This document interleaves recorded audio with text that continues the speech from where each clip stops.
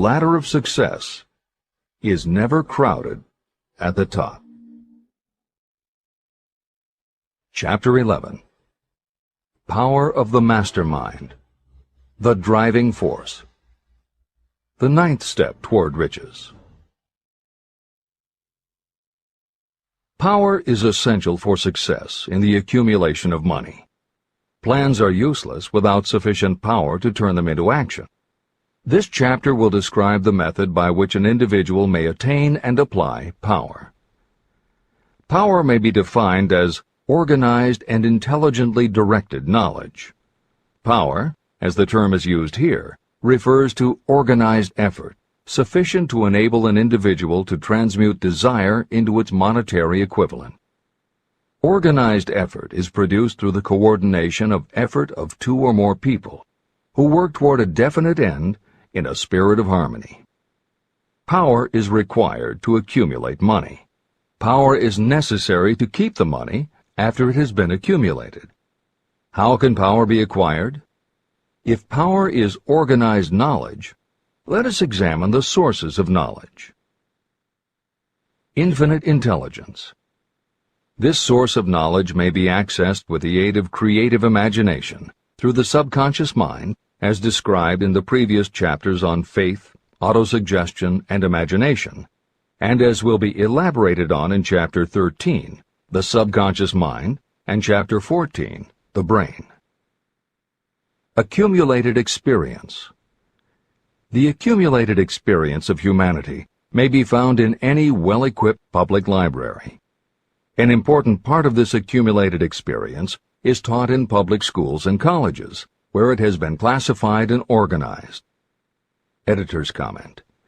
The computer revolution and the Internet have had a profound effect upon the quantity of information available and on the ease of access and ability to organize that information. This is the end of the editor's comment. Experiment and research. In the field of science, and in practically every other walk of life, people are gathering, classifying, and organizing new facts daily. This is the source to which you must turn when knowledge is not available through accumulated experience. Here, too, the creative imagination must often be used. Editor's comment. Today, because of the computer revolution and the Internet, publishing and dissemination of information happens so quickly that there is almost no lag time between experiment or research and the integration of those results into available knowledge. This is the end of the editor's comment. Knowledge may be acquired from any of the foregoing sources. It may be converted into power by organizing it into definite plans and by putting those plans into action.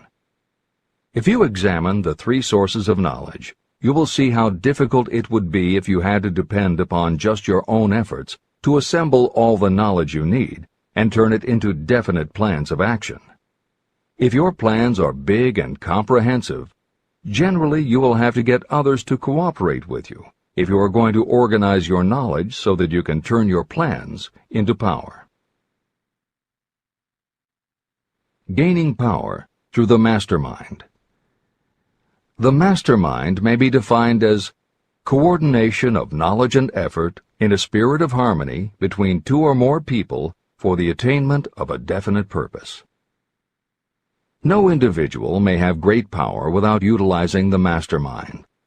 In Chapter 8, Organized Planning, I commented on how to create plans for translating desire into its monetary equivalent. If you carry out these instructions with persistence and intelligence, and use discrimination in choosing your mastermind group, your objective will have been halfway reached even before you begin to recognize it. Editor's comments. In the following section, Hill describes the two kinds of power that an individual can access by assembling a mastermind alliance and working with that group. The first kind of power that he mentions is economic power, which needs no comment from the editors. However, to describe the second kind of power, for want of a better term, Hill uses the term psychic. Because this word has taken on connotations that Hill never intended, this concept deserves clarification before you read on. As is obvious throughout this book, Napoleon Hill was a very practical man. His use of the word psychic in this chapter has nothing to do with seances, fortune-telling, magic, or any other aspect of the paranormal. The word psychic is defined as of or pertaining to the human mind, and Hill uses the term to describe something pertaining to the mind that everyone reading this book has experienced. It is that feeling you get when you are working together with other people. Everyone is very focused on the same goal, and it is going so well that you seem to be in tune with each other. When that happens, you not only work well with the others, but your own work and ideas also seem to be operating on a higher and better plane than usual. This is the end of the editor's comments. So you may better understand the potential power available to you through a properly chosen mastermind group, I will explain the two characteristics of the mastermind principle. One kind of power is economic, and the other psychic. Economic power. The economic feature is obvious. Economic advantages may be created by any person who surrounds himself with the advice, counsel, and personal cooperation of a group of people who are willing to lend him or her wholehearted aid in a spirit of perfect harmony. This form of cooperative alliance has been the basis of nearly every great fortune. Your understanding of this great truth may definitely determine your financial status. Psychic power. What I refer to as the psychic phase of the mastermind principle is a little more difficult to comprehend. You'll get a better sense of the meaning from this statement. No two minds ever come together without creating a third, invisible, intangible force, which may be likened to a third mind. The human mind is a form of energy. When the minds of two people are coordinated in a spirit of harmony, the energy of each mind seems to pick up on the energy of the other mind, which constitutes the psychic phase of the mastermind. The mastermind principle, or rather the economic feature of it, was first called to my attention by Andrew Carnegie. Discovery of this principle was responsible for the choice of my life's work. Mr. Carnegie's mastermind group consisted of a staff of approximately 50 people with whom he surrounded himself for the purpose of manufacturing and marketing steel. He knew little of the technical side of the steel business. His strength was his ability to get others to work together in perfect harmony toward achieving a common goal. Carnegie attributed his entire fortune to the power he accumulated through this mastermind alliance. If you analyze the record of anyone who has accumulated a great fortune, and many of those who have accumulated modest fortunes, you will find that they have either consciously or unconsciously employed the mastermind principle. Great power can be accumulated through no other principle. How to multiply your brain power. The human brain may be compared to an electric battery. It is a fact that a group of batteries will provide more energy than a single battery. It is also a fact that the amount of energy provided by each individual battery depends upon the number and capacity of the cells it contains. The brain functions in a similar fashion. Some brains are more efficient than others. A group of brains coordinated or connected in a spirit of harmony will provide more thought energy than a single brain, just as a group of electric batteries will provide more energy than a single battery. Through this metaphor, you can see that the mastermind principle holds the secret of the power wielded by those who surround themselves with others of great brain power. The following will further define the so-called psychic phase of the mastermind principle. When a group of individual minds are coordinated and function in harmony, the increased energy created through that alliance becomes available to every individual mind in the group. Henry Ford began his business career under the handicap of poverty, illiteracy, and ignorance. Within the inconceivably short period of 10 years, Mr. Ford mastered these three handicaps, and within 25 years, he made himself one of the richest men in America. How did he do it? Here is an important clue. Mr. Ford's most rapid strides became noticeable from the time he became a personal friend of the famed inventor Thomas A. Edison. In the story of Ford's success, this is just the first indication of what the influence of one mind upon another can accomplish.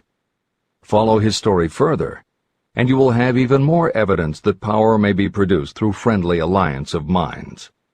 It is a fact that Mr. Ford's most outstanding achievements became even more pronounced later, after he formed the acquaintances of Harvey Firestone, John Burroughs, and Luther Burbank, each a man of great mental capacity. People take on the nature and the habits and the power of thought of those with whom they associate in a spirit of sympathy and harmony. Through his association with Edison, Burbank, Burroughs, and Firestone, Mr. Ford added to his own brain power the intelligence, experience, knowledge, and spiritual forces of these four men. Henry Ford used the mastermind principle in exactly the way it is described in this book. This principle is available to you. I have already mentioned Mahatma Gandhi. Let me review the method by which he attained his stupendous power. It may be explained in a few words. He came by power through inducing over 200 million people to coordinate with mind and body in a spirit of harmony for a definite purpose. In brief, Gandhi accomplished a miracle, for it is a miracle when 200 million people can be induced, not forced, to cooperate in a spirit of harmony. If you doubt that this is a miracle, try to get even 2 people to cooperate in a spirit of harmony for any length of time. Every person who manages a business knows how difficult it is to get employees to work together in a spirit even remotely resembling harmony. Editor's comments. The first step in putting together your mastermind alliance is to clearly know your desire. Your desire will tell you what you need. It could be a small group, just 2 or 3 people, as was the case with Stephen Jobs and Steve Wozniak when they formed Apple, Bill Gates and Paul Allen launching Microsoft, or Steven Spielberg, Jeffrey Katzenberg, and David Geffen creating DreamWorks SKG. Or it could be a large group, such as the Mastermind Alliance of 30 regional directors of Century 21 Real Estate, which founder Arthur Bartlett firmly believes was essential to the company's success.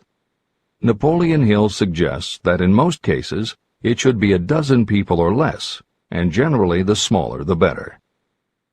Choosing the people means finding those who not only share your vision, but who will also share their ideas, information, and contacts with you. They will let you use the full strength of their experience, training, and knowledge as if it were your own, and they will do it in a spirit of perfect harmony. The question that immediately comes to every reader's mind is, where do I find people who will help me to that degree? Napoleon Hill cannot answer that question for you, but he does tell you what to look for. Where you look is up to you. And if you really do have the desire to succeed, you will start looking and you won't give up until you find the right people. Napoleon Hill's description of the mastermind that appears below is augmented with additional material from articles and speeches he wrote after the publication of Think and Grow Rich. These were compiled for publication by Hill's friend, mentor, and business associate, W. Clement Stone, and appear in 2 books, Napoleon Hill's Keys to Success and Believe and Achieve. This is the end of the editor's comments. Finding your mastermind members. Ally yourself with a group of as many people as you may need in order to assemble a mastermind that will assist you in creating and carrying out your plan or plans for the accumulation of money. Compliance with this instruction is absolutely essential. Choose to associate with people who share common values, goals, and interests, yet who each have a strong desire to contribute to the overall effort. Trial and error will be part of the process, but there are 2 qualities to keep foremost in your mind. The first is ability to do the job. Do not select people for your alliance merely because you know them and like them. Such people are valuable to you because they improve the quality of your life, but they are not necessarily suited to a mastermind alliance. Your best friend may not be the most knowledgeable marketing professional, but perhaps he or she can introduce you to someone who is. The second quality is the ability to work in a spirit of harmony with others. There must be a complete meeting of minds without any reservations. Personal ambition must be subordinate to the achievement of the purpose of the alliance. This includes your own. You must also insist upon confidentiality. Some people can give away an idea simply because they love to talk. You don't need them in your group. Attune yourself to every member of the group. Try to imagine how you would react in a given situation if you were in his or her shoes. Pay attention to body language. Sometimes facial expressions and movements say far more about what a person feels than the words that come out of his or her mouth. Be sensitive to what is not being said. Sometimes what is left out is far more important than what is included. Don't try to force the group along too quickly. Allow for those who want to test ideas by playing devil's advocate. Compensating your mastermind. Before forming your mastermind alliance, decide what advantages and benefits you may offer the individual members of your group in return for their cooperation. No one will work indefinitely without some form of compensation. No intelligent person should request or expect another to work without adequate compensation. Wealth will obviously have the most appeal to your members. Be fair and generous in your offer. Recognition and self-expression may be just as important as money to some of your members. Remember that in such partnerships, the principle of going the extra mile, doing more and better than paid for, is especially important. As the leader, you should set an example for the others to follow. Each member must agree at the outset on the contribution each will make, and on the division of benefits and profits. Otherwise, be assured that dissension will arise, you will have wasted everyone's time, you will ruin friendships, and your venture will be destroyed.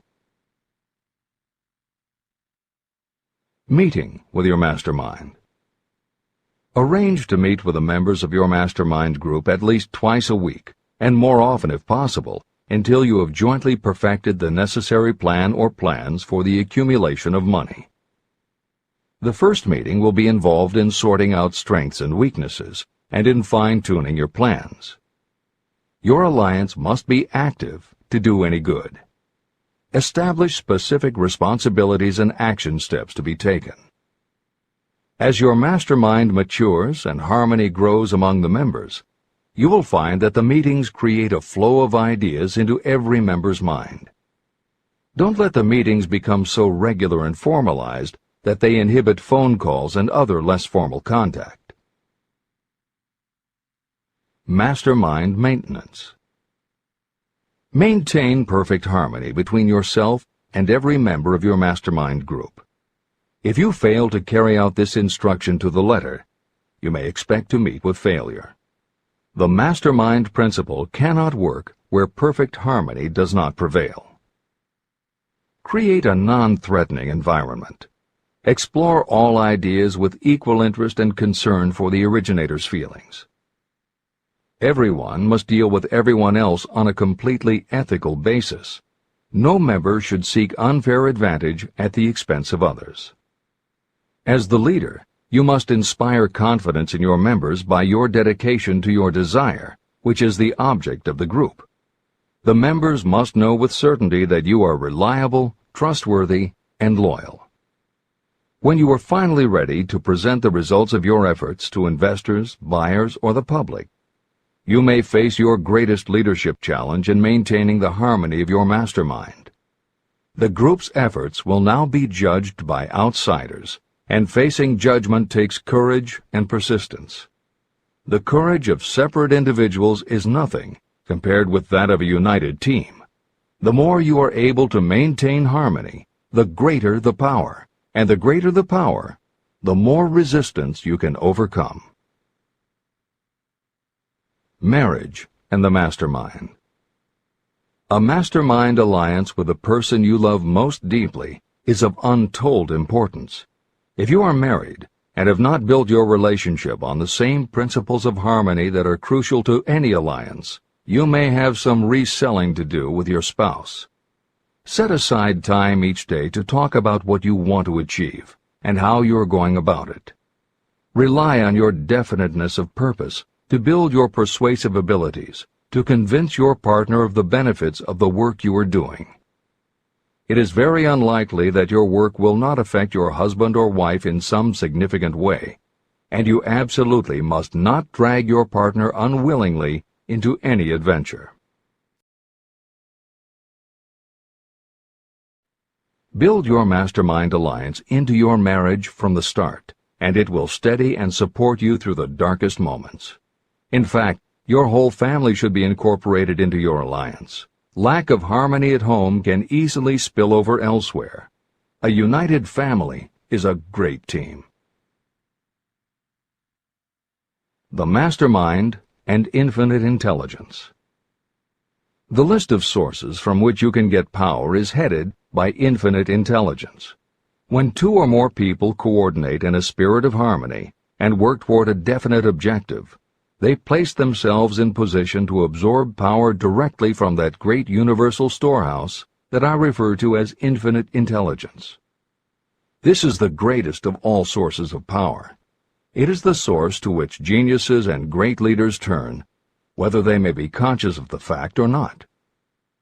In Chapter 13, The Subconscious Mind, and Chapter 14, The Brain, the methods for accessing infinite intelligence will be described in greater detail. This is not a course on religion. Neither the principle of infinite intelligence nor any other principle in this book should be interpreted as interfering with, endorsing, or rejecting any person's religious beliefs. This book is confined exclusively to instructing the reader how to transmute the definite purpose of desire for money into its monetary equivalent. Read, and really think about what you are reading. Soon the entire subject will unfold, and you will see it in perspective. At this point, you are only seeing the detail of the individual chapters. Editor's comments. This chapter would not be complete without commenting on a mastermind that came into being almost 15 years after the first publication of Think and Grow Rich. Napoleon Hill's own mastermind alliance with multimillionaire businessman and philanthropist W. Clement Stone. On May 2, 1951, at the age of 67, Napoleon Hill and his wife Annie Lou agreed it was time for Napoleon to think about retiring. They decided to begin by cutting back on his speaking engagements after he completed the lectures that were already on his calendar, including one he was scheduled to give a few weeks later in Chicago. Unbeknownst to them, at that event W. Clement Stone had prearranged to sit at the head table next to Napoleon Hill. Like Hill, Stone had been born into poverty. At the age of 6, he started selling newspapers to help pay the rent, and by 13, he owned his own stand. By 16, he was selling insurance, and by 20, he'd managed to scrape together $100, which he used to start his own insurance agency. Stone was a consummate salesman and motivator, and his company was growing very nicely. Then in 1938, he read Think and Grow Rich, and was so inspired by it that he bought a copy for every one of his employees, and continued to do so for each new person who joined his company. Over the years, this amounted to thousands of copies. When Stone was introduced to Hill, he told him about all the copies he had purchased of Think and Grow Rich, and said that he firmly believed it was Hill's book that had transformed his sales force and turned his company from modest to extraordinary success.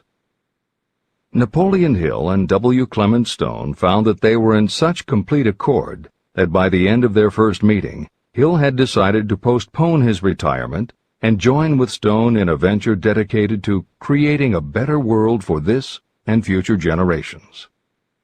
Within a year, they launched Napoleon Hill Associates. They published new books by Hill, including How to Raise Your Own Salary and The Master Key to Riches. They reissued Hill's earlier bestsellers, and they co-authored a new bestseller, Success Through a Positive Mental Attitude. They also launched Success Unlimited magazine, created PMA Science of Success home study courses, made television programs, radio shows, a documentary film entitled A New Sound in Paris, which showed the amazing changes that happened when the entire town of Paris, Missouri, adopted the Napoleon Hill philosophy. And they both crisscrossed America speaking, teaching, giving interviews, and spreading the philosophy to as many people as possible. In addition to his work with Napoleon Hill Associates, Hill also consulted to W. Clement Stone's company, Combined Insurance Company of America. Hill designed and implemented a new training program for the sales force, which was so successful he astounded the business world by helping Stone grow his company from $30 million in assets to $100 million in less than 10 years. When W. Clement Stone passed away in 2002, his company, now known as Aon Corporation, had revenues of $2 billion a year. W. Clement Stone had personally given more than $275 million to various charitable and philanthropic organizations. There has perhaps never been a greater example of coordination of knowledge and effort in a spirit of harmony between two or more people for the attainment of a definite purpose. The sheer volume of work and scope of influence achieved in a 10-year period by Napoleon Hill and W. Clement Stone leaves little question as to the power and importance of a mastermind alliance. This is the end of the editor's comments. The power of positive emotions. Money is shy and elusive. It must be wooed and won by methods not unlike those used by a determined lover. And the power you use in the wooing of money is not greatly different from what you use to attract the one you love. It is the power of positive emotion. That power, when successfully used in the pursuit of money, must be mixed with faith. It must be mixed with desire. It must be mixed with persistence. It must be applied through a plan, and that plan must be set into action. When money comes in large quantities, it flows to the one who accumulates it as easily as water flows downhill. There exists a great unseen stream of power, which may be compared to a river that flows in two directions. One side flows in one direction, carrying all who get into that side of the stream onward and upward to wealth. The other side flows in the opposite direction, carrying all who are unfortunate enough to get into it and can't pull themselves out downward to misery and poverty. Everyone who has accumulated a great fortune has recognized the existence of this stream of life.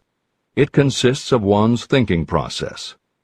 Positive emotions form the side of the stream that carries you to fortune. Negative emotions form the side that carries you down to poverty. This is a point of great importance to the person who is following this book with the object of accumulating a fortune. If you are caught in the side of the stream of power that leads to poverty, this book will serve as an oar by which you may propel yourself over into the other side of the stream. But it can serve you only through application and use. Merely reading and passing judgment on it, either one way or another, will be of no benefit to you. Poverty and riches can change places. But when riches take the place of poverty, the change only happens through well-conceived and carefully executed plans. The same is not true of poverty. Poverty needs no plan.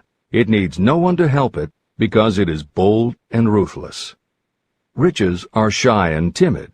They have to be attracted.